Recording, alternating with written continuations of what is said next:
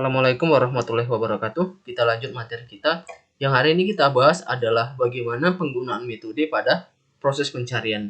Sebelumnya kita sudah pada materi sebelumnya kita sudah mempelajari apa sih definisi daripada pencarian dan di mana pada pencarian itu ada dua metode. Ada dua metode. Yang pertama itu adalah pencarian buta atau blind search. Yang kedua adalah heuristic search atau pencarian heuristik. Nah, untuk hari ini yang akan kita pelajarin terkait dengan pencarian buta, yang dimana pada pencarian buta itu ada dua metode nanti yang akan kita pelajari, yaitu BFS dan juga DFS. Untuk saat ini, untuk sekarang ini yang akan kita pelajari adalah penjelasan terkait metode BFS dan juga DFS tersebut.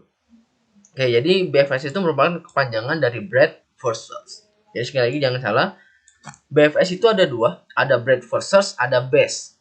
Sudah, jadi di sini yang kita pelajarin adalah breadth first search. Jadi di sini dikatakan adalah BFS adalah algoritma yang digunakan untuk melakukan pencarian, ya jelas ya. Kenapa? Karena memang topik materi kita yang akan dibahas adalah terkait dengan pencarian. Pada metode BFS, proses pencarian dilakukan secara melebar. Di mana maksudnya proses pencarian secara melebar akan kita lihat pada penjelasan selanjutnya. Di mana proses pencarian tersebut akan mengunjungi seluruh simpul. Nah, maksudnya gimana akan mengunjungi seluruh simpul?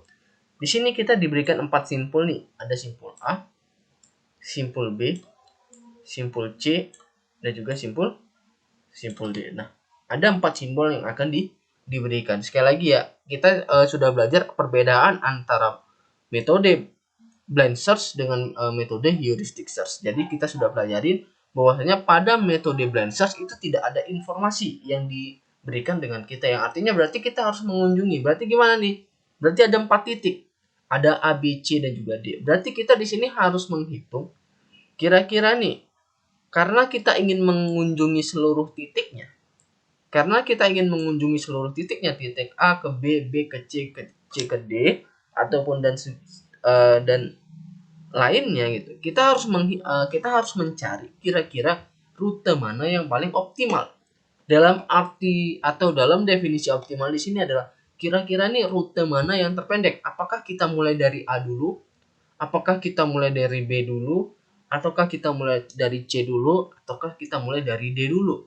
Kita harus mencarinya. Berarti di sini kita harus mencari. Pertama berarti kita harus melihat jika dimulai dari A gimana?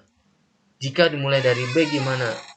Jika dimulai dari C gimana? Dan jika dimulai dari D bagaimana? Jadi di sini maksudnya adalah kita mengunjungi seluruh simpulnya, kurang lebih seperti itu.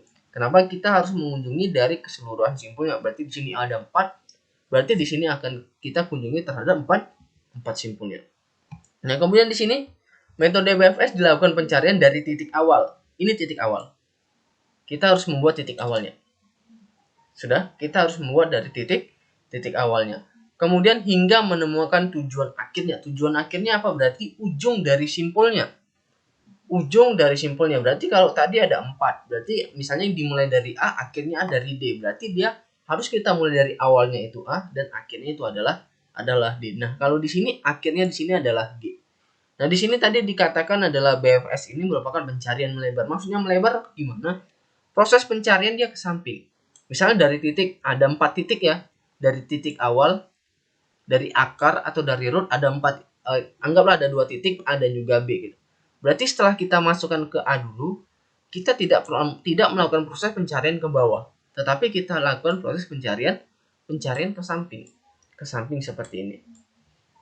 Setelah tidak ada lagi titik di sampingnya yang bisa dikunjungi, barulah kita pada proses di bawahnya ini.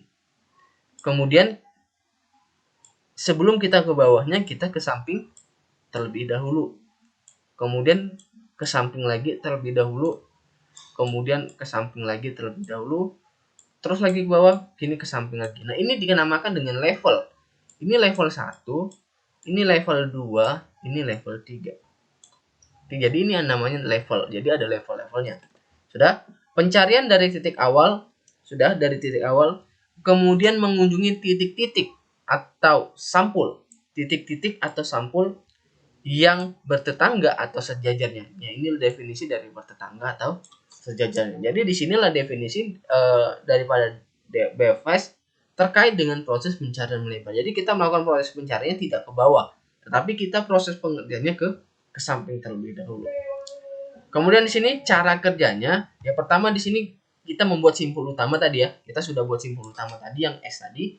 Kemudian ambil simpul pertama yang arti tujuan utamanya, titik utamanya. Kemudian dicek apakah sudah merupakan simpul dari solusi, dalam arti apakah sudah selesai proses pencariannya atau belum. Kalau belum, jika simpul itu merupakan solusi, maka kita akan proses pencariannya ke sampingnya gitu, bukan ke bawah. Kemudian yang terakhir adalah ulangi langkah tersebut hingga menemukan solusi.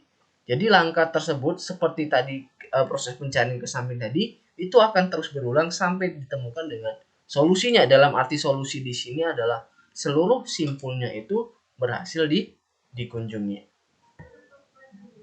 Kemudian DFS, kalau breadth first search itu merupakan pencarian melebar, kalau depth first search itu merupakan pencarian mendalam. Nah, di sini metode depth first search adalah penelusuran berbentuk graf atau pohon. Simpul ditelusuri dari akar atau titik awal, kemudian ke simpul lainnya yang berada di bawahnya. Kalau tadi BFS, dia berarti simpulnya itu ke samping. Kalau dia DFS, berarti simpulnya itu ke bawah. Tetap sama. BFS dan juga DFS itu tetap sama dalam arti tetap sama. Dia akan mengunjungi seluruh simpulnya. Dia akan mengunjungi seluruh simpul A, B, C, dan juga D-nya ini. Sama BFS dan juga DFS, dia akan mengunjungi seluruh simpul. Kenapa? Karena BFS dan juga DFS ini merupakan bagian daripada metode blind search yang dimana tidak ada informasi yang disediakan untuk kita. Berarti di sini dia akan memeriksa terhadap keseluruh simpulnya dengan tujuannya apa? Ya sama, tujuannya adalah mencari rute yang paling optimal atau mencari jalur yang paling terpendeknya dari seluruh simpul yang sudah diberikan. Gimana contohnya? Oke, di sini kita lihat kalau tadi BFS posisinya ke samping proses pencariannya, kalau DFS berarti proses pencariannya ke bawah. Dalam arti gimana? Kita harus menyelesaikan dulu yang menjadi akar paling bawahnya ini. Setelah selesai, barulah kita untuk mencari ke sampingnya. Lihat lagi. Setelah selesai, barulah kita akan ke sampingnya. Setelah selesai, baru kita bergeser. Jadi perbedaan antara BFS dan juga DFS kurang lebih seperti itu. Kalau untuk teknik-tekniknya, cara-caranya ya juga kurang lebih itu sama antara BFS dan juga DFS. Dia akan terus melakukan pencarian hingga ditemukan nanti hasilnya. Hasilnya itu apa? Berarti setelah seluruh simpulnya itu berhasil dikunjungi. Jadi perbedaan antara BFS dan juga DFS adalah proses pencariannya. Nah, di sini dikatakan ya, proses pencarian dan penelusuran metode DFS dilakukan hingga sampai simpul terdalam. Nah, ini simpul terdalamnya.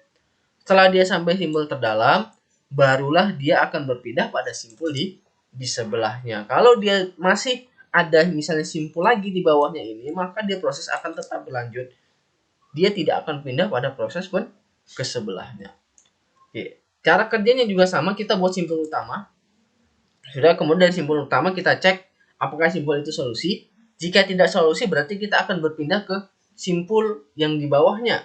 Berarti simpul selanjutnya. Kemudian proses itu akan terus berulang sampai ditemukannya solusi. Solusi di sini adalah seluruh simpul atau seluruh tujuan berhasil dikunjungi daripada metode DFS tersebut. Nah, begitulah kira-kira penjelasan terkait dengan metode BFS dan juga DFS.